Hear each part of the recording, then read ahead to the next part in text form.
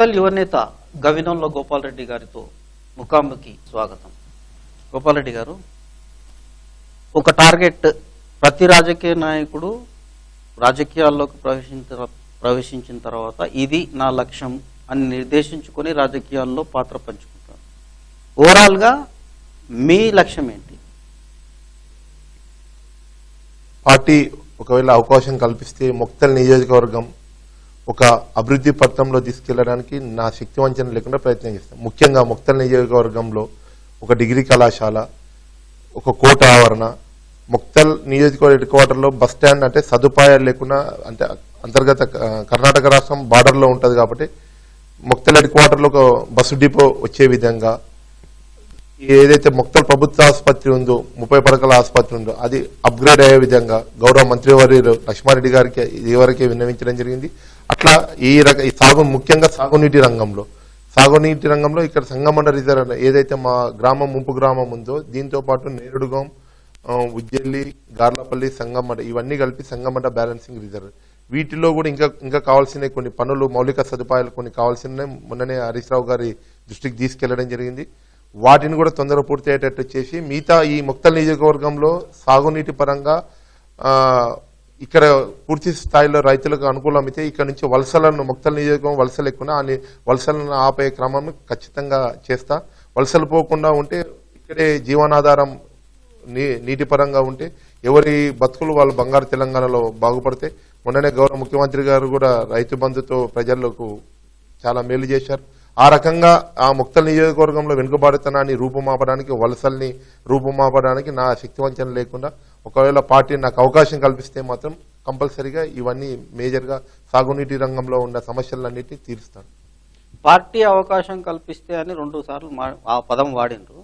మీరు ఏ దానికి దరఖాస్తు చేసుకుంటే పార్టీ అవకాశం కల్పించాలి? నియోజకవర్గంలో ప్రజలకు సేవ చేసుకుంటూ తిరుగుతాం. నియోజకవర్గ స్థాయిలో ఏ పదవి కావడం, ప్రజలకు సేవ చేసేది ఏదైతే ఉందో, నియోజకవర్గ స్థాయిలో ఎమ్మెల్యే అనే పోస్టుకు మీరు రేస్ లో ఉండబోతున్నారా? మీరు డైరెక్ట్ గా? తప్పకుండా. 2019లో మీకు పార్టీ అవకాశం ఇచ్చింది అనుకోండి, మీరు ఎన్నికల్లోకి వెళ్లే ప్రణాళిక ఏ విధంగా సిద్ధం చేసుకున్నారు? పార్టీలో వర్గ విభేదాలు లేకుండా మొదటి నుంచి ఉన్న టీఆర్ఎస్ పార్టీలో ఉన్న ఉద్యమకారులని, ప్రజాప్రతినిధులని, సీనియర్లని, యువకులని, ఎస్సీ, ఎస్టీ, బీసీ, మైనార్టీ అన్ని వర్గాలను కలుపుకొని భేషజాలకోకుండా పార్టీ మక్తల్ నియోజకవర్గంలో గులాబీ జెండా ఎగరేయాలని కేసీఆర్ గారు ఏదైతే కంకణం కట్టుకుంటో ఆ కంకణం తగ్గట్టుగానే పనిచేసి గులాబీ జెండాను ఎగిరేయడానికి నా వంతు శక్తి వంచన లేకుండా ప్రయత్నం చేస్తాను. అదే గులాబీ జెండా కింద ఉన్న మీరు, ప్రస్తుత ఎమ్మెల్యే గారు, ఇద్దరి మధ్య ఉన్న భేదాభిప్రాయాల కారణంగానే కార్యకర్తలు కొంత ఇరకాటంలో ఉన్నారన్న ఒక అపోహ కూడా మక్తల్ నియోజకవర్గంలో ఉంది. అది నిజమా కాదా? ఉంది. ఏ విధమైన విభేదాలు ఉన్నాయి? కాంగ్రెస్ నుంచి ఇక్కడికి వచ్చినప్పుడు కార్యకర్తలు కాంగ్రెస్ వాళ్ళకే కొంత ప్రయారిటీ ఇస్తుంటారు, మిగతా వాళ్ళని అందరినీ పట్టించుకుంటలేరు అనేది ఉంది. కానీ అది కొంతనే మిగతా మంత్రివర్యుల దృష్టికి పోవడం జరిగింది. అది త్వరలోనే సద్దు మునుగుతా అని ఆశిస్తున్నాం. అటువంటి విభేదాలు లేకుండానే పార్టీలో అందరం కలిసి పనిచేయాలనే దానికైతే కట్టుబడి ఉన్నాం. గతంలో ఒక మాట, ఈ మన మీటింగ్ లోనే ఒక మాట ఏమన్నారు అంటే, కాంగ్రెస్ లో పనిచేస్తున్నప్పుడు అప్పుడు కాంగ్రెస్ లో ఉన్న ప్రస్తుత ఎమ్మెల్యేతోనే విభేదాలు ఉన్నందువల్లే టీఆర్ఎస్ లోకి వచ్చామన్నారు. అక్కడి నుంచి ఇప్పటిదాకా కొనసాగింపుగానే విభేదాలు ఉన్నాయన్నది వాస్తవమా? అప్పటి నుంచి భేదాలు అంటే ఆయన పార్టీ క్యాడర్ని కలుపుకొని వెళ్తే ఎటువంటి ఇబ్బంది ఉండదు. కొంత పార్టీలో ఏ నియోజకవర్గంలో అయినా కొంత గొప్ప ఉంటుంది. ప్రతి పార్టీలో కాంగ్రెస్ పార్టీలో అయినా వర్గ విభేదాలు ఉన్నాయి, అక్కడ టీడీపీలో అయినా ఉన్నాయి, బీజేపీలో అయినా ఉన్నాయి. కానీ కొంత ఏదైతే గ్యాప్ ఉందో, అంటే పార్టీ ఎప్పుడైతే పార్టీ చేంజ్ అయ్యి వచ్చిన తర్వాత మిగతా సీనియర్లను కలుపుకోలేదు అనేది కొంత అసంతృప్తి ఉంది, ఉద్యమకారులకు ఉంది, ప్రజాప్రతినిధులకు ఉంది. అది పోగొట్టడానికి పార్టీ అధిష్టానం కూడా మక్తల్ మీద ప్రత్యేక దృష్టి అయితే పెట్టింది అనేది. వైస్ ఎంపీపీగా కొద్ది కాలం పదవులు చేపట్టిన మీరు కానీ మీ మిసెస్ కానీ మీలోనే ఇంత అసంతృప్తి ఉంది అంటే కార్యకర్తల్లో కూడా కొంత అసంతృప్తి అనేది ఉంది అని కొన్ని వర్గాలు అంటున్నాయి. అది ఎంతవరకు నిజమంటారు? కార్యకర్తల్లో అనేది ఏం లేదు. కార్యకర్తలకు గౌరవం ఇవ్వాలి, కార్యకర్తకు విలువ ఇవ్వాలి. కార్యకర్తలు ఉంటేనే పార్టీ మనుగడ ఉంటుంది కాబట్టి కార్యకర్తలకు తప్పకుండా సాయం చేసే విధంగానే ఉండాలి. టిఆర్ఎస్ కార్యకర్తలకు గౌరవం ఇవ్వటం లేదంటున్నారా, లేకుంటే కాంగ్రెస్ వారికి ప్రాధాన్యతనిస్తున్నారు అనే అభిప్రాయం? టిఆర్ఎస్ పార్టీ వాళ్ళకి ఇవ్వాలనేది కోరుకుంటున్నాం. ఓకే, సరే. మీరు నియోజకవర్గ నాయకుడిగా నియోజకవర్గంలో 2019లో అవకాశం ఇస్తే పోటీ చేస్తా అంటున్నాం. మీరు గతంలో లయన్స్ క్లబ్ అధ్యక్షుడిగా కొన్ని కార్యక్రమాలు చేశారు. యువజనులకు, మహిళలకు సంక్షేమ కార్యక్రమాలు చేపట్టేందుకు ఏమైనా ప్రణాళికను ఏర్పాటు చేసుకున్నారా? ముఖ్యంగా క్రీడాకారులకు మా ముక్తల్ నియోజకవర్గంలో క్రీడాకారులు చాలా మంది ఉన్నారు. వాళ్లకు తోడ్పాటు అంటించే విధంగా జిల్లా అధికారులకు కానీ రాష్ట్ర అధికారులకు కానీ వాళ్లకు తోడ్పాటు అంటించే విధంగా పనిచేస్తాను. ముఖ్యంగా అక్కడున్న పీఈటీలు కానీ మిగతా రిటైర్డ్ వాళ్ళు కానీ కొంత వాళ్ళందరూ సమన్వయం చేసుకొని ఎక్కడైతే క్రీడాస్ఫూర్తి క్రీడాకారులకు మట్టిలో ఉన్న వాళ్ళని వెలికి తీసి వాళ్ళకు ఒక ఉన్నత స్థానంలో తీసుకెళ్లడానికి ఏదైతే ప్రయత్నం జరుగుతుందో ఆ ప్రయత్నానికి నా వంతు సహకారం తప్పకుండా ఇస్తా. మా ముఖ్యమంత్రి గారు కేసీఆర్ గారు కూడా క్రీడలకు ప్రత్యేకంగా 2% రిజర్వేషన్స్ తోటి మొన్న తెలంగాణ గవర్నమెంట్ ఇవ్వడం జరిగింది.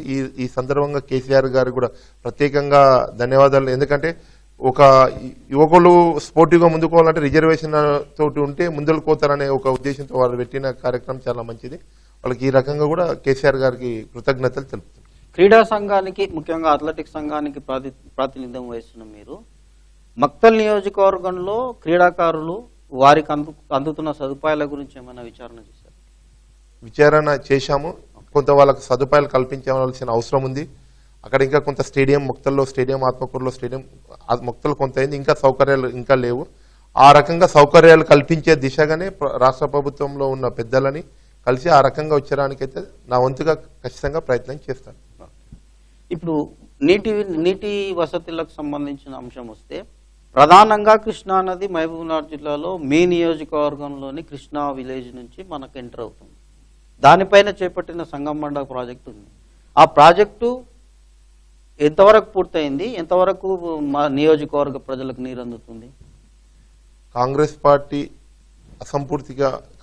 హయాంలో అసంపూర్తిగా ఉన్న ఏదైతే సంగమండ బ్యాలెన్సింగ్ రిజర్వర్, బూర్తు రిజర్వాయర్ ఏదైతే ఉందో దానిని టీఆర్ఎస్ ప్రభుత్వం వచ్చిన తర్వాత ప్రత్యేక శ్రద్ధ తీసుకొని గౌరవ మంత్రి గారు హరీష్ రావు గారు పంచాయతీ బోర్డు దగ్గర ఏదైతే లిఫ్టింగ్ ద్వారా సంగమండ రిజర్వాయర్కి వచ్చే విధంగా ఈ కార్యక్రమం చేపట్టి చెరువును సంగమండ రిజర్వాయర్ నింపడం జరిగింది. 2 పంటలు ఏదైతే ఉందో మొన్న లాస్ట్ ఇయర్ జరిగినో ఆ పంటల్లో కూడా రైతులకు కంప్లీట్గా మంచిగా దాదాపు కందులు కానీ మిగతాది కానీ అధిక దిగుబడి కూడా వచ్చింది. అయితే ఇంకో కొంత అక్కడక్కడ కెనాల్స్, డిస్ట్రిబ్యూటర్స్ కెనాల్స్ కొంత పెండింగ్ ఉన్నాయి. అవి కూడా హరీష్ రావు గారు ప్రత్యేక శ్రద్ధ తీసుకొని పూర్తి చేయించడం జరుగుతుంది. కొంత అక్కడక్కడ ప్రాబ్లమ్స్ ఉన్న వాటిని అన్నింటినీ కూడా అధికారులు అందరు ప్రత్యేక శ్రద్ధ తీసుకొని చేస్తున్నారు. మేము కూడా దానికి తోడ్పాటు అందిస్తున్నాం. మక్తల్ పంచాయతీగా, మేజర్ గ్రామ పంచాయతీ మక్తల్ ఇప్పుడు మున్సిపాలిటీ కాబోతుంది. ఆ మక్తల్ పట్టణంలో సౌకర్యాలు, అభివృద్ధి కార్యక్రమాలు ఏ విధంగా ఉన్నాయి? ఇంకా కొంత ఇంటర్నల్ సీసీ రోడ్స్ జరిగేది ఉంది. మొన్ననే పెద్ద ఎత్తున జూపల్లి కృష్ణారావు గారు శాంక్షన్ చేయడం జరిగింది. ఇంకా కొంత కాలనీలో ఎల్లమ్మకుంట, రాఘవేంద్ర కాలనీ, కొన్ని కాలనీల్లో అంబేద్కర్ నగర్, ఇంకా కొన్ని కాలనీ దండు, ఎటువంటి వినాయక్ నగర్ ప్లస్ యాదవ్ నగర్ ప్లస్ చిన్న కేశవ్ నగర్ ఇవన్నీ కొంత ఏరియాలు ఇంకా కొంత సీసీ రోడ్స్ అవసరం ఉంది. అవి కూడా గౌరవ పెద్దల దృష్టికి తీసుకెళ్లడం జరిగింది.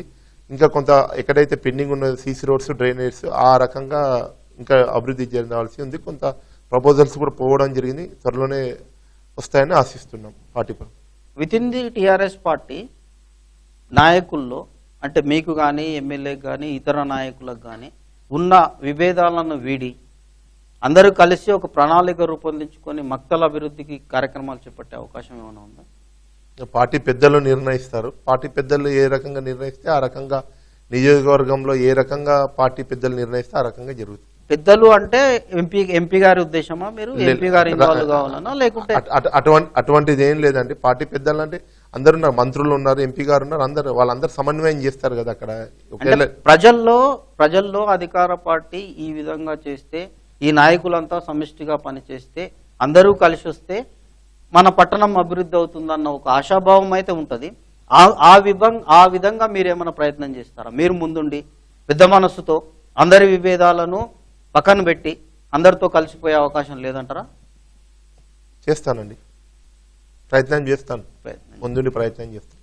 ఓకే, 2019లో టిఆర్ఎస్ వైపు నుంచే మీకు గ్రీన్ సిగ్నల్ లభిస్తే పోటీలో మీరుంటారా, మీ మిస్సెస్ ఉంటారా?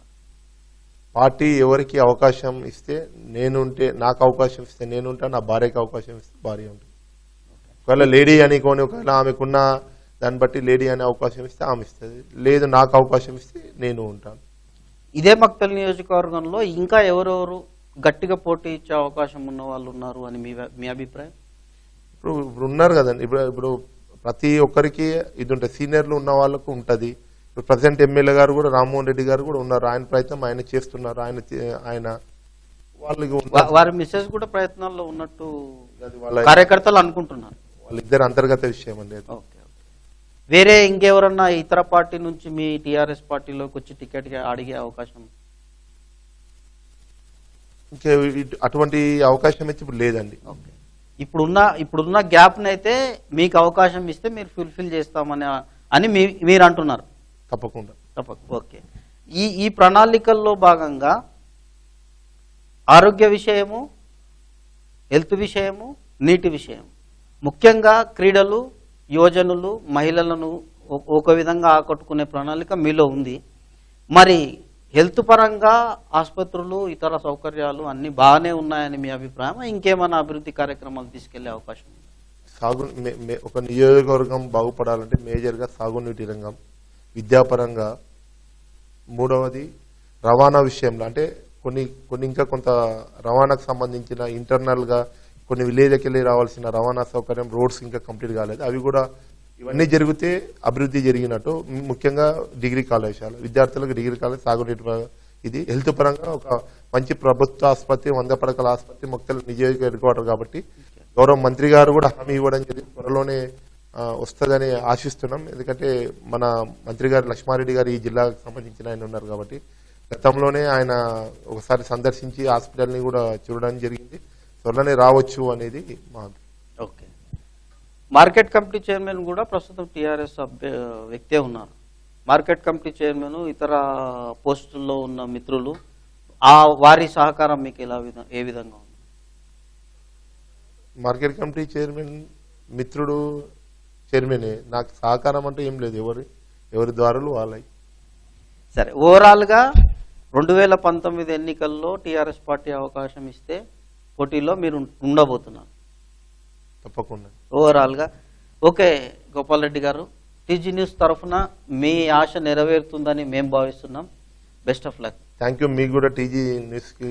ఎందుకంటే మహబూబ్నగర్ జిల్లాలో ఫస్ట్ టైంగా ఇది ఒక స్టూడియోని ఏర్పాటు చేసి ఒక రాజకీయ చైతన్యం తీసుకురావడానికి మీరు చేస్తున్న దానికి మా వంతు సహాయ సహకారాలు అందిస్తామని. ఇది మక్తల్ నియోజకవర్గ యువ నాయకుడు గవినొల్ల గోపాల్ రెడ్డి గారితో ముఖాముఖి కార్యక్రమం. మరో నాయకుడితో మరో సందర్భంలో చర్చకు రెడీగా ఉన్నాం.